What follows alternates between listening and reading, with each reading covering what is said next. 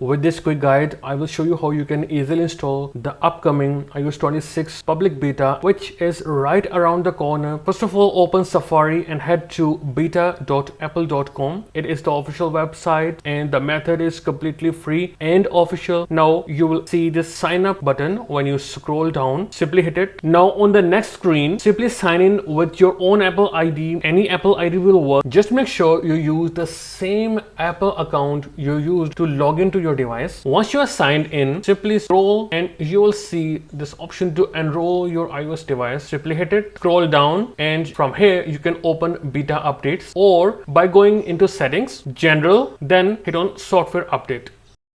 You will see beta updates right here. You can then simply turn them on, and here instead of iOS 26 developer beta, once the public beta is out, you will see it here. Then you can simply select it, go back, and it will be listed here for you to update now or update tonight. Thanks for watching.